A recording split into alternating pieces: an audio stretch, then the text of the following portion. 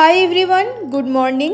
আজকে আমার সকালের ব্রেকফাস্ট ছোলা দিয়ে স্যালাড। আর আজকে আমাদের বাড়িতে স্পেশাল গেস্ট এসেছে, আমাদের ভাগ্নি সানভি। আর আজকে লাঞ্চে অনেক কিছু হয়েছে, ভাত, চিকেন, অনেক কিছু ভাজাভুজি, চাটনি, স্যালাড। বেচারার ঠোঁটে একটা আজকে মশা কামড়িয়ে দিয়েছে, তাই ঠোঁটটা পুরো ফুলে গেছে। আর মা ওকে এদিকে দুধ দিয়ে ভাত মাখিয়ে খাইয়ে দিচ্ছিল, তো একটু ভালোভাবে ও খেয়েছিল।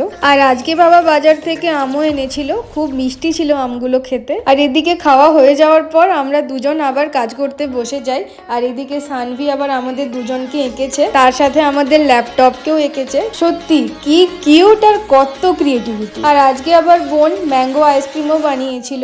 ইউটিউবের অনেকগুলো ভিডিও দেখে অ্যাট লাস্ট ও একটা সুন্দর আইসক্রিম বানিয়েছিল আজকে। আমরা বেশ মজা করে আইসক্রিমটা খেয়েছি দুপুর বেলায়। এরপর সন্ধ্যাবেলায় সানভিকে একটু পাস্তা বানিয়ে দিই, ওর পাস্তা খেতে খুব ইচ্ছে হয়েছিল। আমি রেড সস পাস্তা বানিয়ে দিয়েছিলাম ওকে, একটু কম ঝাল দিয়েই। তো আজকের মিনি ভ্লগটা এই পর্যন্তই। তোমাদের ভালো লেগে থাকলে প্লিজ একটা লাইক আর কমেন্ট করে দিও, আর সাবস্ক্রাইব অবশ্যই করে দিও। বাই, দেখা হচ্ছে পরের ব্লগে।